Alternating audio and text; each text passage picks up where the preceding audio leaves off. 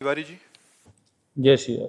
राधे राधे महाराज जी, क्या पूजा पाठ और भजन तथा नाम जप से तंत्र बाधाओं व अन्य बाधाओं से मुक्ति पा सकते हैं? बहुत सहज में। जिते विनायक शुभ अशुभ विघ्न करे नहीं कोय, विघ्न करे नहीं कोय, डरे कलिकाल कष्ट भय, हरे सकल संताप हरसि हरिनाम जपत जय। जो भगवान का नाम जप करता है, न भूत प्रेत उसके ऊपर चढ़ते हैं, न कोई तंत्र आदि की बाधा उसको पहुंचा सकती है। भगवान नाम जप कर रहा हो और मारण का प्रयोग कर दिया जाए तो जो मारण का प्रयोग करेगा उसी के ऊपर मारण लगेगा, जाके नाम जापक के ऊपर। महाराज जी, हमारे ऊपर तो नहीं, लेकिन पत्नी पूजा नहीं कर पाती है किसी कारणवश, लेकिन उन्हें बहुत ज्यादा परेशान। हाँ, जब तक नाम जप नहीं होगा फिर हम गारंटी नहीं लेते। नाम जप हो रहा है, गारंटी इस बात की, कोई भी भूत प्रेत पिशाच किसी भी तरह का तंत्र मंत्र उसके ऊपर नहीं जा, अगर नाम जप चल रहा है। महाराज जी, आपके यहाँ आने के लिए भी हमने बहुत विनती, बहुत प्रयास किया कि आपकी शरण में आ जाए, लेकिन आने को तैयार नहीं। हाँ, जैसी हो भवतव्यता तैसी बने सहाय। जैसा भोग होता है वैसी परिस्थिति बन जाती है। अगर वो भगवान नाम जप करने लगे तो सब ठीक हो जाएगा।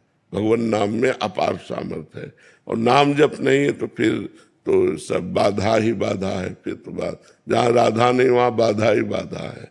नाना प्रकार की कामनाएं, विषमताएं, राग द्वेष, नाना प्रकार के सब भूत प्रेत पिशाच, ये सब बाधा ही बाधा है। गौरव शर्मा जी, गुड़गांव से। राधे राधे गुरुदेव। राधे राधे महाराज जी, आपका कहना है कि महाराज जी, जो अभी आपके शरणागत हैं या जो इस उपासना वृंदावन रस उपासना के साधक हैं, जैसे अभी दीपावली पे लक्ष्मी गणेश जी का विग्रह प्रचलित है कि उनको विराजमान करके, तो हमें कैसे, हम अपने प्रिया प्रीतम को अपने प्रिया प्रीतम को विराजमान करके ठीक हम वैसे ही पूजन करते हैं, आरती करते हैं, भोग लगाते हैं और उत्सव मनाते हैं। बस जहाँ लक्ष्मी गणेश जी, वहाँ हमारे प्रिया प्रीतम जी राधा वल्लभ लाल जी विराजमान करके वैसे करते हैं। उत्सव वैसे ही मनाते हैं, बस श्री विग्रह में अंतर होता है। प्रिया प्रीतम होते हैं, जुगल किशोर होते हैं, बस उसमें लक्ष्मी गणेश जी होते हैं। निकेत जी। राधे राधे महाराज जी, अर्जुन देव जी महाराज जी के समान तितिक्षा, धैर्य और समभाव कैसे प्राप्त हो?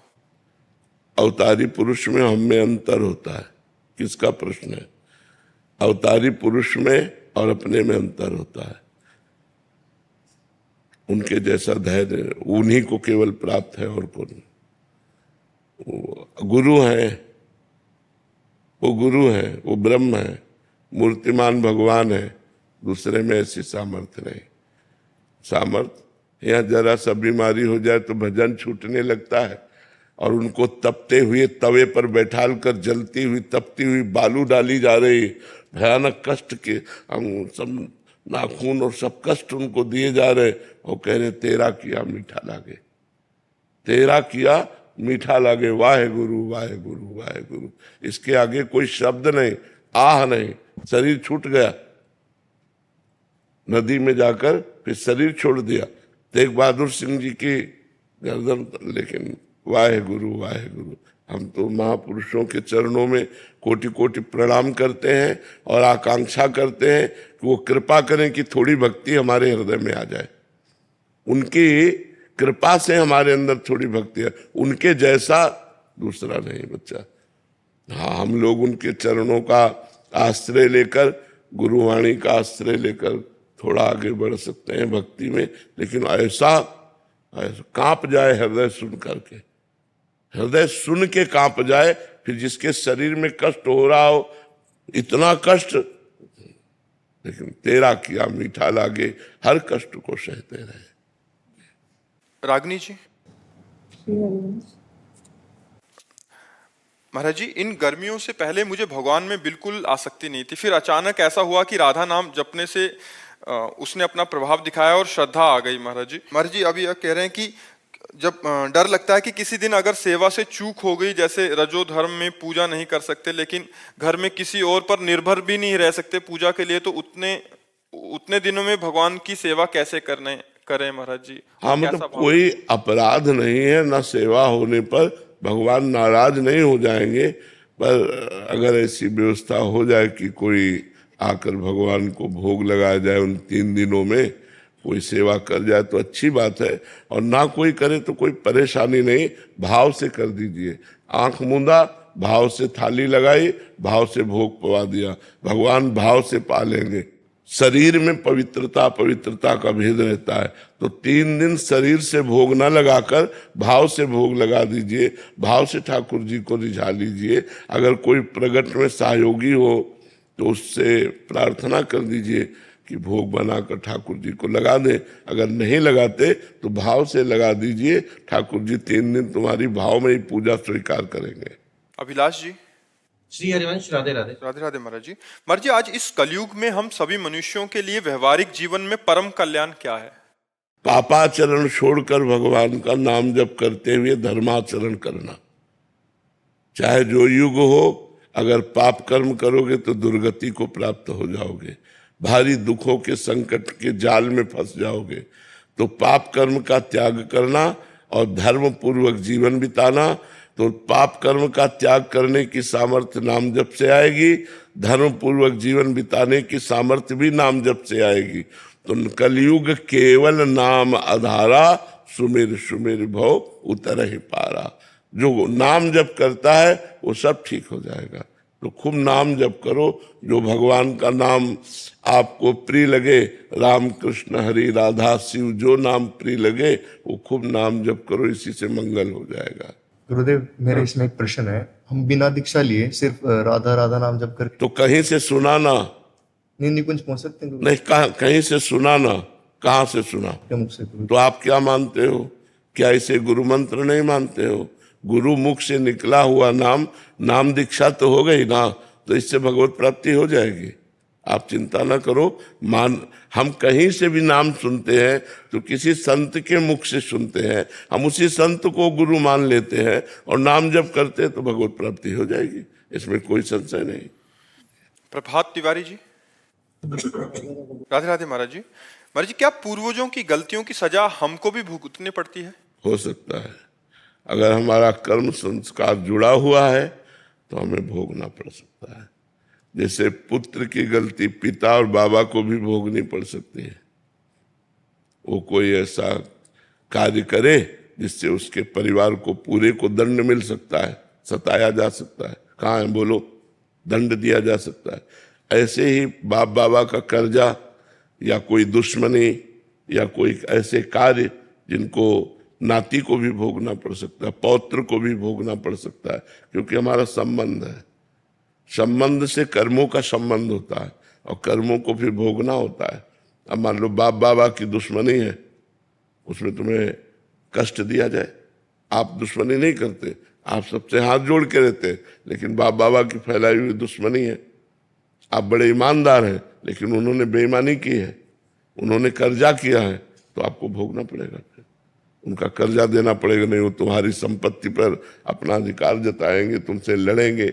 कई तरह के ऐसे कर्म भोग होते हैं जो पुत्र के कर्म भोग पिता और बाबा को भोगने पड़ते हैं, और बाबा और पिता के कर्म भोग पुत्र को भी भोगने पड़ते हैं, क्योंकि कर्मों का संयोग होता है। उसी संयोग से तो हम उनके पुत्र बने हैं आकर के, तो वही भोग भोगना पड़ता है। अमित जी जयपुर से। राधे राधे महाराज जी। महाराज जी, भाव, चिंतन और कल्पना का स्वरूप क्या है? भाव, जब हम निरंतर भजन का अनुष्ठान करते हैं, पर निरंतर भजन का अनुष्ठान संत संग से होता है। भजन न होई संग बिनु, भजन बिना नहीं प्रेम, छिनहु भजन न छाड़िए, धरिए यह ध्रुव नेम। जब हम भजनानंदी संतों का संग करते हैं तो उनके कृपा प्रसाद से भजन में हमारे अंदर भाव आता है कि हम भगवान के लिए अपना जीवन समर्पित करें, हम सत्कर्म करते हुए निरंतर भजन करें। ये साधारण भाव आया। जब हम निरंतर भजन करते हैं तो अनर्थ की निवृत्ति होती है, पापाचरण की, अधर्म की, गलत वृत्तियों की। जब इनकी निवृत्ति हो जाती है तब हमारे अंदर भाव आता है। नाम में ऐसी प्रेममयी रुचि और भगवान में भाव का प्राप्त, और भाव ही भगवान की प्राप्ति कराता है। जब हमारे अंदर भगवत भाव आ जाता है तो जड़ चैतन्य समस्त चराचर जगत में एकमात्र भगवान का ही अनुभव होता है। जड़ चेतन जग जीव जत सकल राम मैं जाने, यह है भाव। दास्य भाव, सख्य भाव, वात्सल्य भाव, कांता भाव अर्थात गोपी भाव, सहचरी भाव, यह है भाव। भाव कब आता है? पहले साधु संग, भजन में हमारे अंदर भावना आना कि हमारा प्रतिक्षण भजन हो, अनर्थ की निवृत्ति, फिर भजन में गाढ़ रुचि, फिर भगवत भाव, फिर भगवत प्रेम, भगवत प्राप्ति, ये क्रम है। चिंतन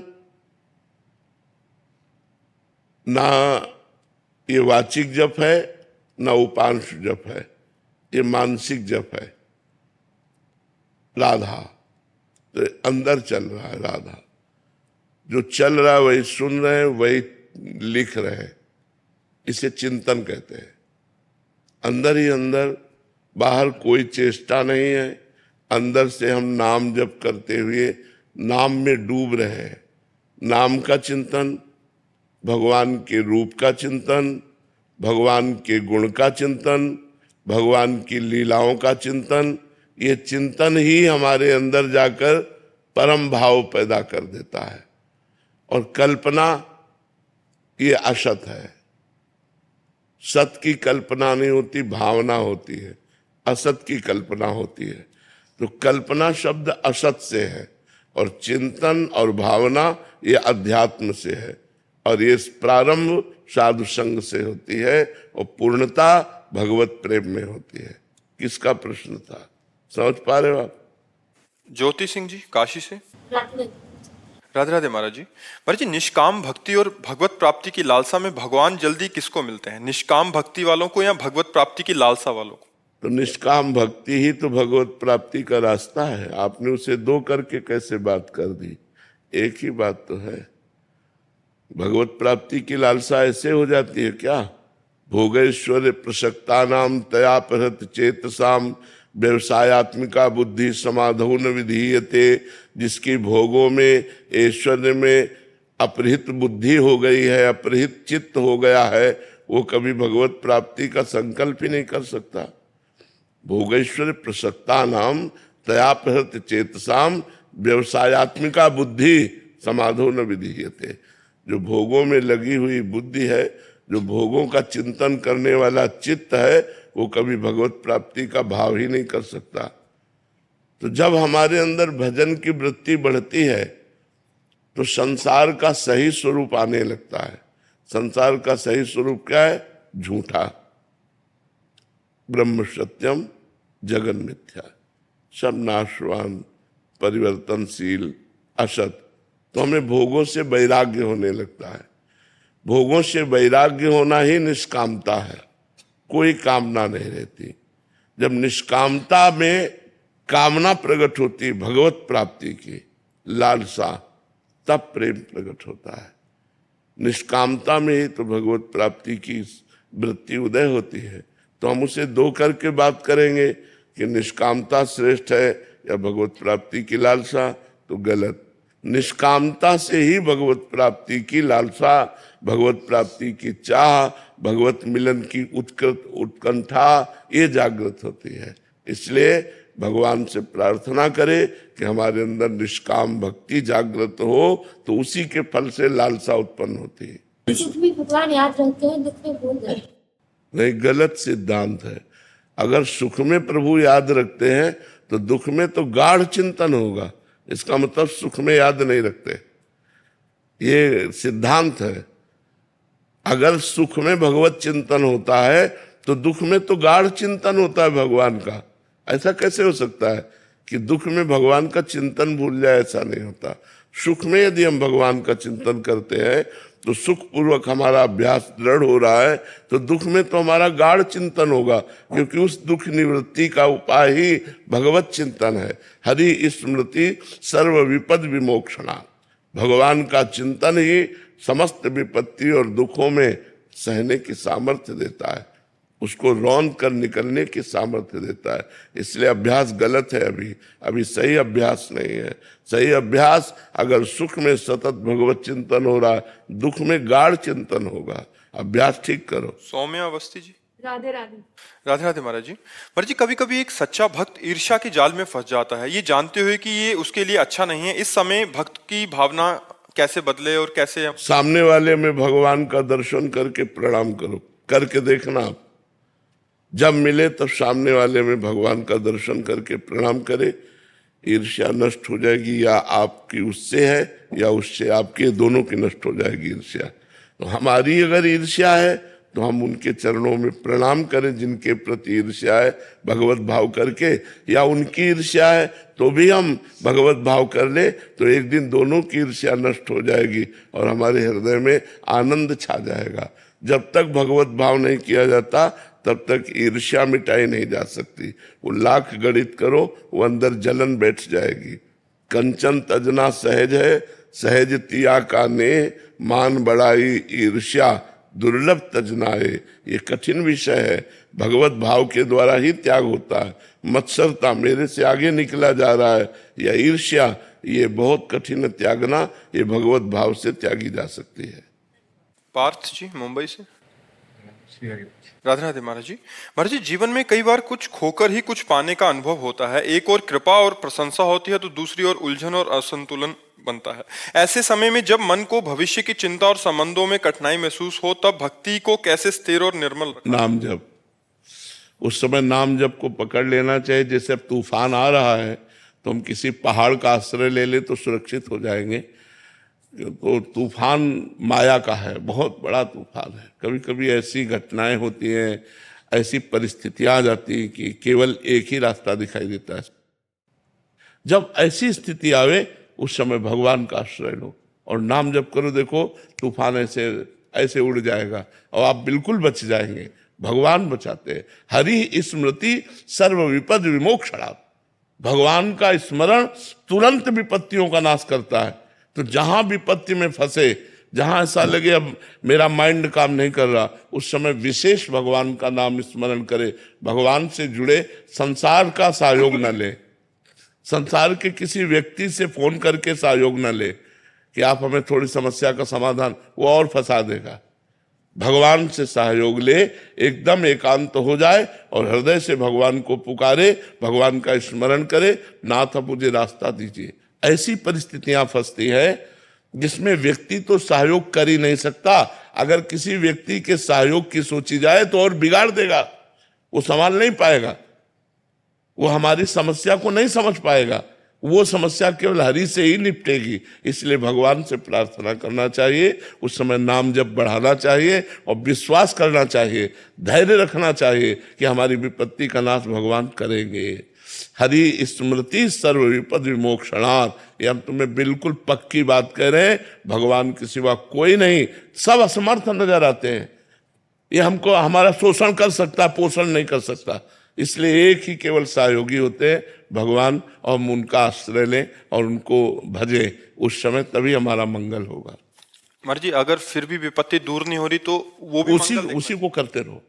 समय लग जाएगा, हो जाएगा, विश्वास करो। समय लग सकता है लेकिन वो कार्य हो जाएगा। वो आप उससे बच जाएंगे, उस तूफान से आप बच जाएंगे। आप उसी को पकड़े रहिए। पर जी कभी कभी वो विपत्ति तो दूर नहीं होती, बट आगे चल के मंगल हो जाता है, ये भी होता है। हाँ बिल्कुल होता है। तभी कह रहे हैं कि आप निकल जाओगे, आप उस विपत्ति से निकल जाओगे, आपको कुछ बिगाड़ नहीं पाएगी। समस्या आएगी, समाधान मिल जाएगा। और पकड़े रहो, नाम न छोड़ना। जैसे तूफान आ गया, हमने किसी पहाड़ का आश्रय ले लिया तो हम बच गए, ऐसे भगवान का आश्रय ले ले तो भगवान का आश्रय ही समस्त विपत्तियों से बचा लेता है। भगवान ही है जो बचा सकते हैं। यद्यपि अलग अलग विभागों की अलग अलग विपत्तियां, जैसे एक विद्यार्थी है महाराज जी, वो किसी एग्जाम की तैयारी कर रहा है तो 3-4 बार में फेल हो गया। घर से मतलब विपत्ति आ रही है, मानसिक विपत्ति आ रही है, परीक्षा में पास हो नहीं पा रहा। तो अगर वो पास नहीं होता तो ये विपत्ति का समाधान तो नहीं हुआ, बट आगे चल के उसको कहीं अन्यत्र और अच्छा नहीं, मंगल के अगर वो एक बार फेल हुआ और वो विचार करे कि मैं फेल क्यों हुआ हूं, एक चैप्टर है वो आपको पढ़ाया गया है और उसी पढ़ाए गए चैप्टर से प्रश्न हुआ है, तो आप कोई नशा करते हो, आप कोई गंदी बात करते हो, आप अपने चिंतन को कहीं बांट रहे हो, आप हटाइए और अपने चिंतन को एकाग्रता पूर्वक लगाइए और भगवान का नाम जप कीजिए और ना पास हो जाए तो आप हमें बताओ।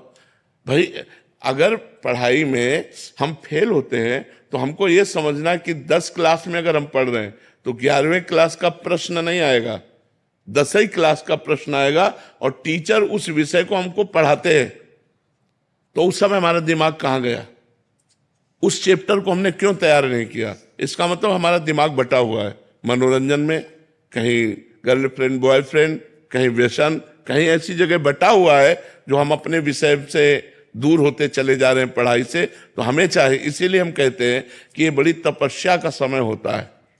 जो विद्याध्ययन समय है, विद्यार्थी का एक तपस्वी जीवन होता है। अगर वो अपनी एकाग्रता को नहीं समेट रहा है और वो इधर उधर फैला रहा मनोरंजन में, तो फेल तो हो ही जाएगा। और भगवान का नाम जप करें और संयम से अपने चित्त को अपने पढ़ाई में लगावें तो निश्चित पास हो जाएंगे। क्योंकि चैप्टर एक सीमित है, क्लास का चैप्टर एक सीमित है, असीम नहीं है कि भाई कहीं से भी प्रश्न हो जाएगा। एक ग्रंथ है, उसमें कहीं से हो सकता है और वो आपको साल भर समय दिया गया है, आप उसको पढ़िए, तो फेल कैसे हो सकते हैं। अगर एक बार फेल हो गए तो दोबारा हम उसकी चेष्टा करें। अगर हम 2 बार फेल हो रहे हैं तब तो बहुत शर्म की बात है कि हम 2 साल में एक चैप्टर को नहीं तैयार कर पा रहे हैं, तो उसमें हमारी कोई न कोई कमियां हैं। उन कमियों को दूर करना चाहिए, ना कि निराश होना चाहिए। रत्न लक्ष्मी जी दिल्ली से। राधे राधे महाराज जी। महाराज जी, क्या प्रार्थना भक्ति ईश्वर को समझने का माध्यम है या स्वयं को समझने का? भक्ति एवं प्रार्थना का स्वरूप क्या होना चाहिए? दोनों बातें। जब हम भक्ति और प्रार्थना का लक्ष्य ज्ञान मार्ग से, तो वो हमें स्वयं के समझने का विषय है। स्वयं हमारा जो स्वरूप है वो ब्रह्म स्वरूप है, आत्म स्वरूप है, परमात्मा स्वरूप है। और जब हम भगवान को समझने के लिए प्रार्थना और भक्ति करते हैं तो वही प्रेम का स्वरूप हो जाता है। ज्ञान और प्रेम दोनों से अपने और अपने आत्म स्वरूप भगवान, इनको समझा जाता है। तो साधक का लक्ष्य क्या है ये बताएगा। अगर वो द्वैत भाव से भगवान की भक्ति करता है तो भगवान में तन्मय होकर वो एक स्थिति को प्राप्त हो जाएगा। ब्रह्म नहीं, माया नहीं, नहीं जीव नहीं काल, अपनी हूँ शुद्धि ना रही, एक रहो नंदलाल, भगवदाकार वृत्ति। यदि वो अपने स्वरूप को समझने के लिए भगवान की भक्ति करता है तो मम दर्शन फल परम अनूपा, जीव पाव निज सहज स्वरूपा, वो अपने सहज आनंद स्वरूप आत्म स्वरूप का बोध प्राप्त कर लेगा। तो दोनों बातें हैं। जो अगर वो भक्ति मार्ग से चलता है तो भगवान के स्वरूप को प्राप्त होता है, और ज्ञान मार्ग से चलता है तो ब्रह्म स्वरूप का बोध हो जाता है। दोनों के लिए प्रार्थना और भक्ति अनिवार्य है। किसका प्रश्न है? हाँ जी। आशीष जी। राधे राधे महाराज जी। महाराज जी, हमारे हृदय में गुरु के प्रति आस्था भाव कैसा होना चाहिए? जैसा परब्रह्म के प्रति होना चाहिए। गुरु साक्षात परब्रह्म, गुरुर ब्रह्मा गुरुर विष्णु गुरुर्देव महेश्वरा, ये श्लोक प्रायः सबको याद होगा। गुरु साक्षात परब्रह्म तस्मै श्री गुरुवे नमः। मेरे लिए परब्रह्म परमात्मा ने मानव रूप धारण करके हमारे कल्याण के लिए हमको स्वीकार किया है, ये भावना होनी चाहिए। मनुष्य नहीं, व्यक्ति नहीं, गुरु साक्षात परब्रह्म तस्मै श्री गुरुवे नमः।